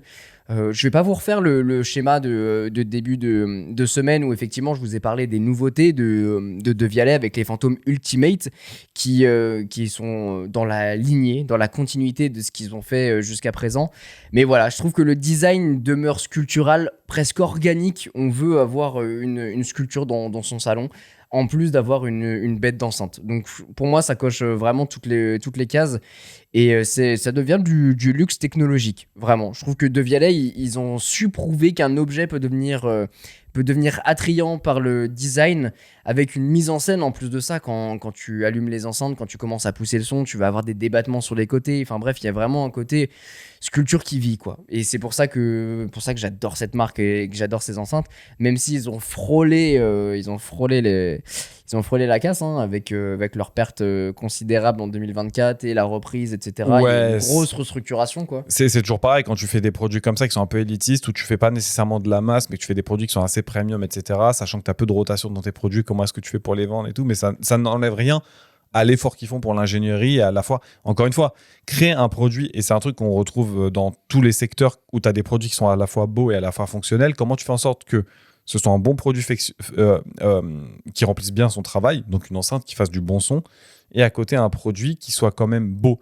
parce que le cas, il est pas Et forcément... businessment parlant solide aussi. Et voilà, ça rentre dans les cases de, pour moi, le produit qui fait bien son taf. C'est pas forcément très, très intuitif pour la partie audio, mais imagine une voiture. Tu dois faire une voiture qui est belle, qui est esthétique, machin, qui doit peu consommer, qui doit résister à un accident, qui doit embarquer tous les trucs de loi, qui doit pas beaucoup polluer, mais pour autant, tu dois être bien dedans, bien insonorisé, mais légère. C'est l'enfer. Il y a une vraie complexité dans le désir contre la viabilité. C'est que effectivement, le désir, ça vient avec la rareté, avec le côté statutaire dont on parlait tout à l'heure, le fait que ça crée aussi de la valeur à ses yeux, que tu puisses kiffer, mais il y a aussi le fait que tu as envie de renouveler éventuellement de produits si tu en as marre. Il n'y a pas juste un seul produit, notamment dans une marque comme celle de De Vialet. C'était leur problème, c'est qu'ils ont toujours eu ce produit phare, mais qui n'a pas évolué avec le temps. Et puis il y a aussi le côté, bon après ça c'est plus spécifique dans l'entreprise, mais est-ce que structurellement l'entreprise tient bien, est-ce que la distribution est ok, est-ce que les coûts sont pas trop élevés, etc. Enfin, c'est clair. tu peux faire un super produit et il se pète la gueule complètement parce que les gens n'arrivent pas à le voir ou parce que juste le plan financement ne tient pas. Ouais, c'est clair. Exactement comme ce qui s'était passé avec Dyson et leur voiture. Si elle sort pas aujourd'hui, c'est parce qu'elle coûtait beaucoup trop cher par rapport au marché actuel. C'est clair. Ce qui me fait une bonne transition avec le côté Dyson et le banal qui devient un aspect objet précieux. J'ai envie d'avoir ton avis là-dessus parce que, bon, moi, Dyson, vous commencez à connaître mon attrait pour cette marque. Déjà parce que j'ai bossé avec eux et parce que surtout j'ai acheté ces produits avant ça et que j'ai réussi à me constituer un avis là-dessus. Alors je suis pas un utilisateur d'antan, mais ça fait plusieurs années que je le suis et je trouve que Dyson c'est un cas assez fascinant et c'est pas propre d'ailleurs à cette marque, mais c'est des marques d'électroménager de manière générale qui je trouve change de case. C'est que à l'époque c'était bon, on veut un produit fonctionnel, je veux un aspirateur parce que j'ai de la poussière chez moi, point, ferme ta gueule. Et aujourd'hui on va vraiment à chercher le côté presque même luxueux. On peut même parler de Thermomix avec leurs produits et leur positionnement tarifaire, où le design devient un truc vraiment innovant, où tu vas toucher la corde sensible des gens qui vont prendre ce produit plutôt qu'un autre parce que ça va être Dyson par exemple. Mais ça va plus loin que ça pour moi. En fait, si tu veux, le côté objet d'entretien, donc électroménager, de cuisine, etc., c'est par défaut des trucs qui sont un peu casse-pieds. C'est-à-dire que même moi, qui aime cuisiner, j'aime pas cuisiner tout le temps. Tu vois, j'aime bien cuisiner quand j'ai des invités pour satisfaire, etc., mais cuisiner tous les jours, ça me fait un peu chier. Et je pense que c'est là le triple jeu auquel ces marques, elles jouent. Je prends l'exemple de Dyson. Dyson, si tu regardes les designs à l'ancienne, c'était des designs presque... comment dire ? Industriel. Ouais, j'allais dire néo-rétro presque. En fait, si tu veux, tu sais, c'était le design un peu 70s. Tu vois, l'esthétique où tu as des produits très ronds. Tu vois, Smeg, la marque d'électroménager et tout. Bien sûr, ouais. Pour moi, ça ressent un peu dans ce truc-là. Ok, des trucs ouais. un peu plastiques, arrondis, beige, des couleurs un peu pastel, ce genre de trucs. En laissant apparaître la techno quand même avec le cyclone à l'intérieur. Donc, qu'est-ce que tu remarques ? Déjà qu'ils ont un design assumé et qu'ensuite, niveau technologie, ils ont quand même des trucs, ils ont à cœur de présenter les technos qu'ils mettent dedans. Mais la partie qui manque, c'est la partie expérience. Et tu prenais très bien l'exemple du Thermomix qui, moi, est tout à fait parlant et qui revient un petit peu dans l'ADN d'Apple. Tu regardes, est-ce que tu as déjà vu des lancements de Thermomix ? C'est un keynote. Mec, j'ai vu des gens se lever et applaudir. Oui. C'est un truc qui coupe des oignons. mais c'est une folie. Je vois des gens se lever et applaudir en mode waouh, incroyable et tout. Et en fait, tu as l'exemple de Thermomix, mais tu as l'exemple de Ninja. Oui, Ninja, tout à fait. Inconnu il y a 2 ans. Aujourd'hui, tout le monde a un air fryer dans son jardin, je suis un ouf, dans sa cuisine. Carrément. Mais ça fait plus de 10 ans qu'ils sont sur le marché. Mais ça fait plus de 10 ans, sauf que personne ne les connaissait. Personne ne les connaissait. Tu connais plus Electrolux maintenant ou Arthur Martin à l'époque que Ninja, alors que maintenant, des Ninja, il y en a beaucoup plus. Et quand tu regardes Thermomix, c'est quoi la promesse ? Donc, tu as un produit qui est beau, qui est disponible dans un certain nombre de coloris, mais les gens ils vont plus prendre le noir parce qu'en général, tu gardes des couleurs un peu sobres dans ta cuisine. Alors, le noir, c'est nouveau sur la nouvelle version. C'est vrai, mais le Sur noir, l'ancienne version, le noir, c'était uniquement dédié au personnel Thermomix. Ah ouais, Ouais, ah, je savais c'était pas. que le blanc et on a réussi à filouter pour avoir le noir. Incroyable. Voilà. Donc ça devient une édition limitée maintenant. Et du coup, comment dire, du coup, le noir rentre un petit peu dans la catégorie pour du premium, etc. Mais surtout l'expérience. On dirait pas que tu vas faire à manger. T'arrives, tu sélectionnes ta recette, t'es guidé, tu mets tel truc, machin. Et ça t'allège un petit peu cette partie. Donc, comme Apple, t'as des keynotes de ouf. Tu retrouves une expérience que tu as grâce au produit. Et surtout, ça t'allège des tâches un peu casse-pied. iPhone, t'as besoin de faire une recherche sur Internet, sur 2.2, machin. T'as besoin de passer un FaceTime, aucun problème. T'as besoin de répondre à ton message directement sur ton Mac parce que t'as le Mac à côté, aucun problème. On oublie que c'est une corvée. Et c'est là où ils sont très forts. Et c'est là où je pense que Dyson a saisi l'opportunité de s'améliorer. C'est-à-dire que ils avaient déjà une partie de design. Mais eux, il y a une grosse rupture entre design d'avant et design d'après. Tous les produits d'après, tu vois que c'est Dyson, tu les reconnais. Et c'est surtout des produits qui ont su allier la légèreté avec un moment. C'est-à-dire que autant quand tu sors de la douche, te coiffer, te sécher les cheveux, etc., avec le Dyson, c'est un moment qui est un peu cool parce que tu prends soin de toi. Autant passer l'aspi, c'est chiant. Pas avec un Dyson. Là, le Dyson, les V15, machin, ils ont une bonne autonomie. Ils te scannent le sol, tu vois les petites, avec leurs petites lasers, tu vois les poussières et tout. Ça fait pas spécialement de bruit alors que ça aspire quand même vachement bien. C'est une expérience de passer l'aspi avec un truc Dyson. Je suis tout à fait d'accord. Et quand tu regardes en plus, à chaque fois, moi ça me fume parce que tu vois la pub avec James Dyson avec ce nouveau moteur numérique, une nouvelle ère commence. C'est quoi un moteur numérique, frérot? Explique-moi, donne-moi la définition d'un moteur numérique. Ça veut rien dire. Mais c'est juste une manière de dire on est les leaders de la technologie de l'aspiration. C'est à la fois ils ont réussi à résoudre un problème technique qui est on a de la poussière, on veut le résoudre. On veut véhiculer beaucoup d'air, on veut beaucoup de pression. C'est ça le problème qu'ils ont eu parce que ce soit pour aspirer ou pour souffler. Tu regardes, je l'ai vu la dernière fois parce que je suis passé à Boulanger et j'ai vu leur dernier, c'est le sèche-cheveux là, le truc qui ressemble à un tube. Ah oui, le supersonique. Le supersonique, tu regardes la gueule qu'il a, il est incroyable. Ça, c'est pour les professionnels en plus, celui-ci. Ah ouais? Ouais. Ah ok, je C'est savais une même version alternative dédiée aux professionnels, mais effectivement, le supersonique, par exemple, c'est un très bon exemple de design où tout le moteur est concentré dans le manche. Mais pareil, si je connaissais pas Dyson et que je serais passé devant, j'aurais dit mais c'est quoi ce truc? Ça a pas la gueule d'un sèche-cheveux, tu vois le sèche-cheveux, tu vois la poignée avec l'espèce de gros canon que t'as au-dessus, on dirait un flingue. Exactement. C'est une folie. Ils ont réussi à apporter un design expérimental finalement, qui devient presque une expérience à chaque fois. C'est exactement ça. Et c'était marrant parce que tu as parlé d'un terme où tu disais visuellement on sait que c'est un Dyson, et c'est très vrai parce que ils ont toujours eu ce parti pris de baser par exemple sur des couleurs très audacieuses, ce que tu retrouves pas c'est toujours du Python quasiment et toujours très audacieux, et dans les matières c'est toujours un espèce d'aluminium un petit peu c'est pas brossé parce que brossé ça fait des lignes, mais c'est un aluminium un peu presque usiné, tu vois, et c'est toujours la même gueule que ce qu'il donne. Alors c'est du plastique pour effectivement la légèreté, t'es un peu obligé, mais ça fait effectivement effet aluminium brossé, et il y a toujours eu ce code couleur où par exemple le violet c'est pour une certaine technologie. Aujourd'hui par exemple le bleu ciel c'est pour les filtres EPA, pour montrer qu'il y a cette performance et que ça va filtrer beaucoup de particules. Donc il y a un vrai code couleur qui est essentiel aujourd'hui chez Dyson pour montrer, refléter les technologies, et ça devient aussi un truc très chouette où alors il y a deux choses. T'es maintenant devenu content limite de passer l'aspirateur parce que tu vois, t'as le côté hyper gratifiant de te dire ok ça y est, j'ai passé l'aspirateur ici, je vois qu'il n'y a plus de poussière, et ça c'est un truc qui est terrible. Et il y a aussi le fait qu'ils ont réussi à faire une montée en gamme assez colossale. Alors c'est des produits qui restent onéreux et qui l'étaient déjà depuis le début, mais dans l'aspect esthétique, dans la manière de présenter les choses, dans la manière de les aborder, et esthétiquement parlant, l'évolution qu'ils ont réussi à amener sur leurs produits, en plus de la diversification de la gamme, et réussir à maîtriser le flux d'air dans différents produits, que ce soit les purificateurs d'air, les sèche-cheveux, les ventilateurs, les aspirateurs, etc. J'en passe. Il y a vraiment, ils ont réussi à créer cet engouement où aujourd'hui tu te dis, je vais mettre 900 € dans un aspirateur, ou 500 € dans un sèche-cheveux, hein, évidemment. Et tu vas te dire, ok, j'assume ce choix parce que c'est un produit que j'ai envie, et dont j'ai envie, c'est plus français. Et tu vas vraiment avoir cette expérience où tu vas te dire, ok, je veux investir, je veux avoir de la précision, je veux avoir un truc qui marche, et t'es aussi content d'investir dans de la vraie ingénierie, parce que Dyson c'est aussi ça, c'est un ingénieur derrière. Et c'est clair, et surtout qu'en vrai, contrairement à d'autres produits où tu peux dire, tu peux faire un compromis, etc., Dyson, le prix quelque part, il est justifié, tu vois. Enfin, c'est quand même des produits qui sont premium et qui sont très chers, Mais t'en as où tu te dis, bah, ils ont fait une belle gueule et tout, mais fonctionnellement, c'est pas des trucs qui fonctionnent très très bien. Dyson, comme Devialet et comme sur certains points Apple, c'est des produits qui fonctionnent très très bien. Il n'y a pas spécialement de compromis. Tu as des compromis dans certains produits. On parlait de l'iPhone Air avec l'autonomie, etc.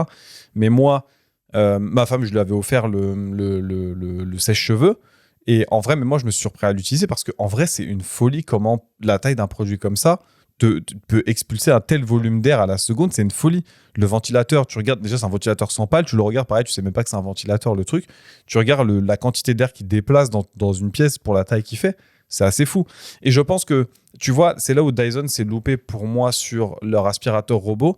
Parce que, outre la qualité d'aspiration qui était bonne, c'est le seul produit où tu regardais, tu étais en mode, bah, il fait rien mieux que personne. Il était en retard sur certaines autres technologies, notamment les cuves de récupération, etc. Il avait le style Dyson, donc tu le reconnaissais.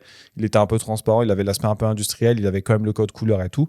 Mais tu étais en mode, je vois, mis à part l'acheter parce que c'est un Dyson, t'as des trucs qui sont moins chers et qui sont beaucoup mieux, beaucoup plus fonctionnels que celui-ci. Je te rejoins, ils ont gardé le côté ingénierie qui leur était propre. Le problème, c'est qu'ils ont sorti un produit qui était à des années-lumière de ce qui se faisait, sachant que l'aspirateur robot, aujourd'hui, ce qu'on recherche, c'est pas passer l'aspirateur avec l'aspirateur robot, c'est qu'il soit un peu notre esclave et qu'il fasse les choses pour nous. On veut pas y penser. Tu On veux que veut le truc, pas y t'as penser. programmé ta routine, tu fais machin, il faut C'est juste te rappeler une exactement fois ça. par semaine que tu dois vider les bacs, fin, c'est tout. C'est ça. Et aujourd'hui, c'est un produit qui dépend de nous. Donc, en fait, quitte à avoir ça, autant prendre notre aspirateur et le faire. C'est clair. Ce qui devient différent avec leur nouveau produit qu'ils ont annoncé, là, que j'ai pas encore testé, mais j'espère que ça ne serait tardé, où justement, ils ont fait le choix d'avoir cette station tout en une, où on va pouvoir avoir le Bien bac sûr. d'eau sale, le bac d'eau propre, ce qui devient beaucoup plus concret et intelligent par rapport à ce qui se fait sur le marché. Et dans l'expérience, ça sera toujours pareil. C'est-à-dire que, encore une fois, ça va être des produits qui vont être très beaux, j'imagine, qui vont bien s'intégrer, etc. Et tu vas presque prendre plaisir à te dire, ah bah, il a bien nettoyé, machin, je vais vider mon truc. Pareil que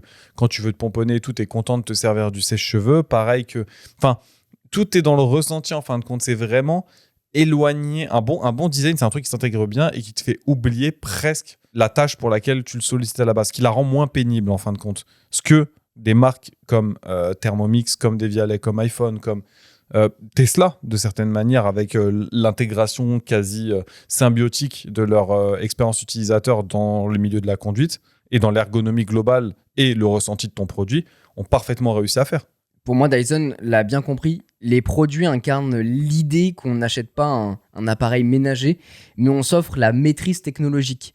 Où chez soi, on va avoir la meilleure version et limite même de soi-même, parce qu'on va acheter un produit qu'on va même laisser trôner chez soi, alors qu'à l'époque, c'était des produits qu'on mettait dans un placard. Mais c'est fou. Bon, Tu regardez pas mes chiottes, mais... Tu te dis, mais tu te dis même pas, je sais pas si toi tu le fais, mais il y a certains produits où tu dis putain, tu dis pas il est où mon téléphone, tu dis il est où mon iPhone. Tu dis attends, je fais passer le Dyson. C'est exactement là où Et à je voulais en partir du venir. moment où tu as chopé l'utilisateur comme ça, c'est que le produit, on s'en fout. Tu vas chercher l'expérience et surtout, c'est là que tu as défini le statut que tu vas donner à ton produit. Mon iPhone, Dyson, une Tesla, tous ces trucs-là sont devenus des produits dans notre inconscient collectif où en fait la gamme de produits devient la marque. C'est Et l'aspiration. C'est magnifique. C'est ça, c'est vraiment l'aspiration. Alors, c'est un peu la baisse parce que d'un autre côté, c'est les mecs, ils l'ont bien compris. Et même s'il y a même si sur certains iPhones, c'est l'exemple évident, je vais tirer sur l'ambulance, mais ils te sortent des téléphones, tu n'as pas d'innovation technologique, tu vas l'acheter. Pourquoi ? Parce que c'est un iPhone, que c'est le dernier iPhone et que ne serait-ce que pour montrer que tu as un certain statut, tu vas acheter le dernier iPhone. Ne serait-ce que pour pouvoir le montrer. Donc, tu deviens presque l'esclave de ce truc-là, de ce statut. Mais c'est ce que toutes les marques, elles recherchent. C'est-à-dire que tu as tellement influencé le marché et le secteur dans lequel ton produit vient se positionner que, en fin de compte, c'est plus l'objet. C'est la marque que tu achètes. C'est pas un aspirateur. Tu achètes un Dyson. Tu n'achètes pas un téléphone, tu achètes un iPhone. Tu n'achètes pas une voiture, tu achètes une Tesla. Donc, tu te surprends toi-même à te dire « Putain, où est-ce que j'ai posé mon iPhone ?» Non, tu vois, c'est fou. Alors que c'est un téléphone. C'est tout à fait ça. Et c'est vraiment un excellent alliage de recherche à la fois pour le marketing qui va influencer les tendances de développement, de ressenti de ton appareil sur comment tu vas interagir avec lui et l'image, la tête, le design, les couleurs, les matériaux que tu vas utiliser en fonction du message que tu veux véhiculer et surtout de comment tu veux que ton utilisateur et du coup ton client l'apprécie. Et c'est le cas, par exemple, pour la Apple Watch Ultra où tu vas avoir un design assez baroudeur, machin, parce que c'est censé être une montre qui s'utilise à l'extérieur, qui a des fonctionnalités un petit peu plus énervées, type satellite, etc. Parce que c'est une montre qui est censée être faite dans des environnements externes. Là où une Apple Watch, tu cours avec, tu veux l'oublier que tu l'as presque. Tu veux un truc léger qui te tienne la journée et qui soit le discret au possible. Ce qu'ils veulent, par exemple, avec l'iPhone Air, À côté, l'iPhone 17 Pro, tu vas te retrouver sur un produit beaucoup plus épais parce que tu veux qu'il embarque. Finalement, je voulais parler du domaine de l'automobile et de l'horlogerie, qui sont deux domaines qui sont distincts, mais en même temps qui se rapprochent sur beaucoup de points. Avant les gadgets high-tech, l'automobile, ça a été l'un des domaines où le design et la marque suscitaient du désir auprès du public. Acheter une voiture, ça n'a jamais été un acte purement rationnel, et les constructeurs l'ont bien compris dès l'essor de l'automobile. La voiture représente à la fois un moyen de transport, mais surtout un symbole de statut, de liberté, de style de vie, et c'est d'ailleurs ce qui est vendu par beaucoup de marques automobiles. Et le design extérieur, je parle de la silhouette, les courbes, etc., ça a toujours été un facteur décisif d'achat, parfois plus que la fiche technique. Et c'est pour ça que je trouve que ça a beaucoup de similitudes avec l'iPhone Air, c'est que parfois on achète vraiment le design plutôt que la sportivité. Enfin, t'achètes une Rolls-Royce parce que c'est beau, parce que c'est épuré, c'est élancé. T'achètes une Ferrari parce que, alors oui, tu peux avoir un V8, mais tu vas aussi l'acheter parce que c'est la ligne, parce que c'est Pininfarina qui l'a dessiné. Exactement. Et il y a un vrai côté désirabilité et exclusivité encore plus dans ce domaine de l'automobile, avec parfois des éditions limitées, des modèles de luxe, et on parle parfois même d'objets V blancs. C'est un effet de snobisme mis en avant par l'économiste et sociologue Thorsten Veblen, qui doit sans doute venir du Nord, lui. L'effet Veblen, il se matérialise par le fait que les individus ont tendance à désirer des biens dont le prix élevé fait toute la valeur, en dépit d'une valeur pratique éventuellement faible. Donc c'est vraiment ça, c'est que t'achètes un truc parce que le design est cool, mais même si c'est pas ouf, t'en fous. Mais en fait, même c'est au-delà de ça, c'est t'achètes le produit parce que tu sais qu'il vaut cher. L'exemple là-dessus, c'est... Alors moi, je suis pas très versé dans le domaine de l'horlogerie, tu vois. J'achète des montres parce qu'elles sont belles, mais je sais que tu as certains modèles, certaines catégories, notamment chez Rolls-Royce, j'allais dire chez Rolex, qui vont coûter plus cher parce que c'est des éditions limitées, parce que c'est une catégorie particulière, parce que c'est une utilisation qui est censée être particulière ou quoi, tu vois.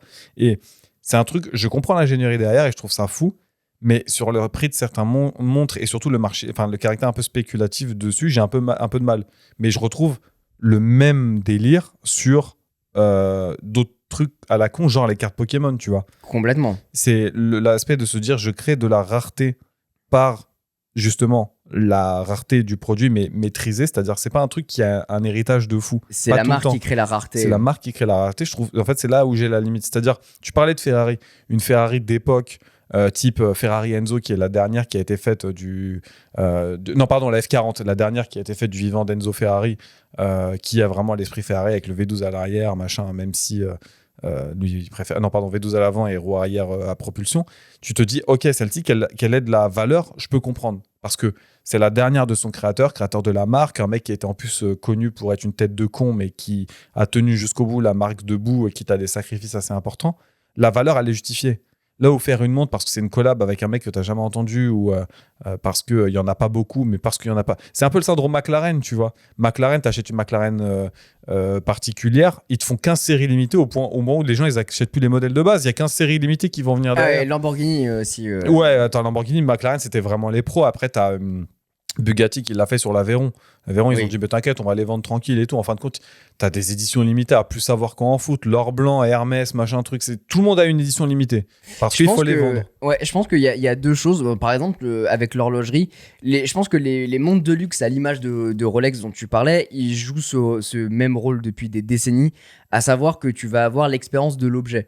Il y a le côté cool parce que t'achètes une Rolex, parce qu'il y a le côté statut, mais il y a aussi le côté, bien évidemment, c'est de l'horlogerie suisse, avec des finitions, avec un boîtier qui raconte aussi une histoire, l'histoire de la marque. Rolex, c'est aussi des explorateurs, des pilotes, des plongeurs, enfin, ça raconte une histoire, chaque modèle a une histoire, mais il y a aussi le côté statut social qui joue un rôle énorme. Et pareil que Apple, où c'est dans l'acquisition du produit, c'est-à-dire que là où Apple, tu vas en magasin, certes, tu vas le déballer, tout ça va être chaud, machin. Rolex, tu te poses dans le magasin, tu dis, ok, je la prends, il va te dire, mais monsieur, vous pouvez pas l'acheter, la boutique elle est faite pour vous montrer les produits. Exactement. Tu peux pas te pointer et acheter une Rolex. Donc même le fait de te dire j'ai réussi à l'acheter, alors que je rappelle, tu crées la valeur, c'est toi qui apportes de l'argent à la boîte. Même ça, ils te le rendent entre guillemets casse-pied, ne serait-ce que pour dire tout le monde ne peut pas avoir une Rolex, monsieur. Ils choisissent partie d'un certain cercle pour en faire Exactement. Ça l'acquisition. devient, en fait, aujourd'hui, on parle même de maison. Hein, quand on parle de maison, c'est des maisons de luxe comme Bien la sûr. maison, la maison Rolex. Et n'importe qui ne peut pas accéder à la maison Rolex parce que t'as des millions sur ton compte ou même des centaines de milliers. Bref, peu importe, si tu as envie d'acheter une Rolex aujourd'hui, soit tu vas sur le marché gris, où tu vas pouvoir acheter une Rolex 2 fois plus cher que sa valeur parce qu'aujourd'hui, c'est les prix et les lois du marché. Et l'horlogerie, c'est un des domaines qui apporte beaucoup aujourd'hui. Mais c'est sûr qu'aujourd'hui, ils ont réussi à créer cette rareté et la conserver. Et ça devient un privilège d'acheter et de rentrer dans la maison Et Rolex. ça rentre dans le pourquoi c'est des produits élitistes, pourquoi c'est du statut et pourquoi en fait t'achètes pas le produit parce qu'une Rolex ou même l'ingénierie derrière, tu t'en bats les couilles en fin de compte. C'est le fait que tu l'aies au poignet qui veut dire quelque chose. Et à côté, dans le domaine auto, puisqu'on en parlait, et tu en parlais très bien avec Tesla, c'est que je trouve que c'est un très bon exemple d'une marque qui a réussi à rendre sexy un domaine. La voiture électrique, on se rappelle pas de comment c'était avant Tesla finalement. Ils ont réussi à Tu fais pas la trouver, Renault Zoé, toi? je Non, je l'ai comprends. je l'ai testé, c'est compliqué Je cette comprends, voiture. je comprends.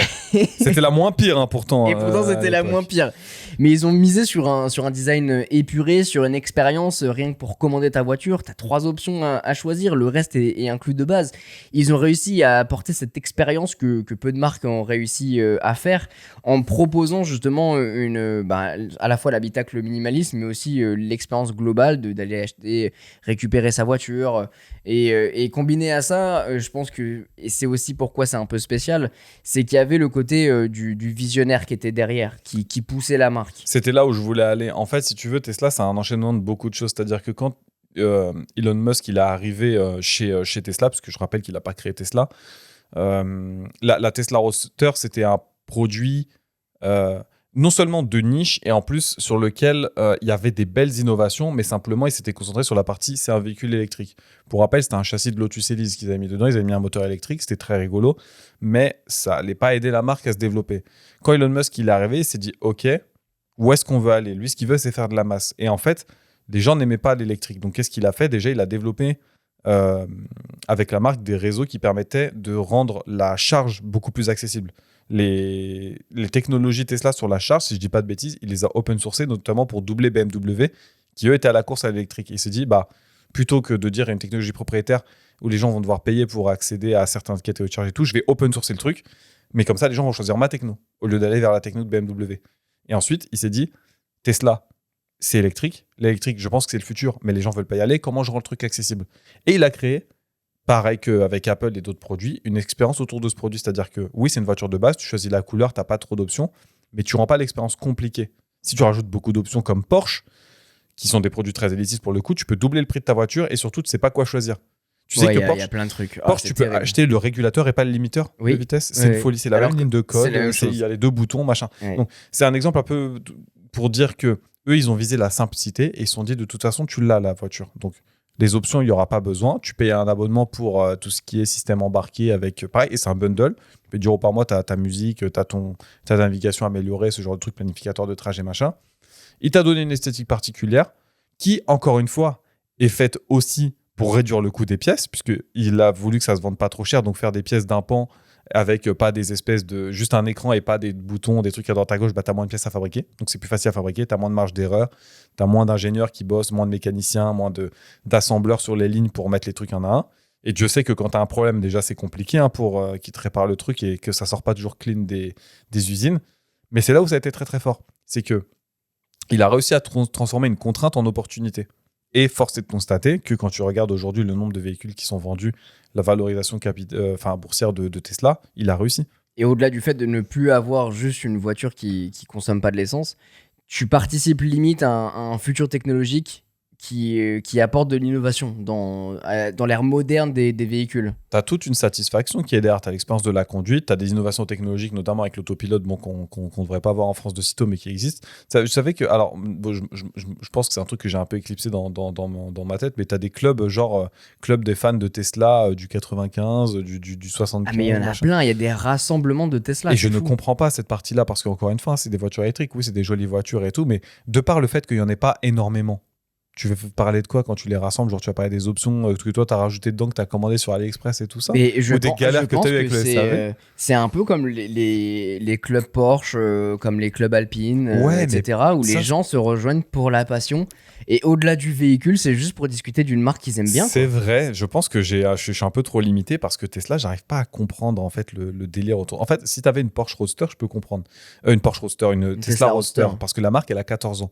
Quand tu compares avec des Porsche qui sont des marques qui ont été créées avant évidemment. avant la Seconde Guerre mondiale, Porsche, ça date. À la base, c'était un bureau d'études. Je sais pas exactement quand est-ce que ça a été créé, je me rappelle plus. Si c'était début ou au début, au milieu 1900. C'est une marque qui a quand même un héritage, tu vois. Et je me dis, t'as des choses à raconter là-dessus. T'as une évolution, t'as une montée en gamme, t'as des trucs, les Porsche. C'est une marque, pareil, qui a failli couler 20 fois parce que la guerre, parce que les choix bizarres et à cause des consommateurs aussi qui voulaient que des putains de 911. Mais t'as des choses à discuter sur Tesla, j'arrive pas à comprendre. Et je me dis peut-être que c'est moi qui commence à me limiter avec le fait que c'est des voitures électriques, avec le fait peut-être que Elon Musk est pas nécessairement quelqu'un que je porte dans mon cœur. Mais quoi qu'il en soit, je peux pas lui retirer le fait que ce qu'il a fait avec la marque et l'image qu'est le véhicule aujourd'hui, c'est exceptionnel. Je pense que sincèrement, aujourd'hui, les gens qui se réunissent là-dedans, c'est qu'ils sont unis par une même passion, par un même véhicule. Et aujourd'hui, que ça soit l'étiquette Porsche ou l'étiquette Tesla, bon, c'est plutôt des écussons que des étiquettes, mais t'as envie de te rassembler pour discuter avec les gens de cette passion. Et je pense que c'est vraiment ça, au-delà du véhicule, qu'il soit essence ou électrique. Je pense que c'est de la transmission et que les gens kiffent se rassembler pour discuter de ça ensemble. Et puis que ça contribue aussi, du coup, à la valorisation de la marque. Encore une fois, si t'as des gens qui discutent de ton truc et qui aiment bien au point de prendre du temps libre pour en discuter avec d'autres mecs qui aiment bien la marque, ça contribue forcément à l'aura que tu vas lui donner derrière. Et de base, Elon Musk, pour des raisons qui sont bonnes ou mauvaises, discutables ou pas, est quand même un mec qui a quand même une aura sur le plan international qui est assez folle, dans le domaine de la tech en tout cas. C'est là que le parallèle avec Tesla ou Apple devient évident. Dans tous les cas, l'objet est désirable non pas seulement pour ce qu'il fait, donc rouler, donner l'heure ou téléphoner, mais pour ce qu'il incarne. C'est une vision, une appartenance, une émotion. On achète une Tesla pour participer au futur, une Rolex pour s'inscrire dans une tradition de prestige et un iPhone Air pour afficher la modernité et l'élégance. Quoi qu'il en soit, c'est des domaines différents avec des statuts différents et une émotion, des désirs qui seront différents en fonction de l'objet qu'on va s'approprier. Mais je pense que le plus important, et un peu comme les PC qu'on va se créer, c'est de le faire à son image. Et je pense que c'est le plus important. Merci en tout cas d'avoir participé à cet épisode. J'espère qu'il vous a plu, très complet. Et puis moi, c'est ma passion. Hein. La tech et le design, vraiment, c'est mes deux petits dadas. Et il y a énormément de choses à dire. Vraiment, on a essayé de condenser, mais il y a encore tellement de choses dont on peut parler. Donc n'hésitez pas, si jamais vous avez des questions, si vous avez envie de participer, il y a toujours la boîte à questions qui est disponible. Si vous voulez interagir sur ce sujet également, n'hésitez pas à mettre les petites 5 étoiles. Ça nous récompense énormément. Ça nous aide aussi à faire découvrir le podcast. Merci mon petit Zozio. Oh, il y en a qu'un aujourd'hui. Ouais, je suis tout seul, Mathieu nous a abandonnés. À très bientôt sur Bubble. Ciao.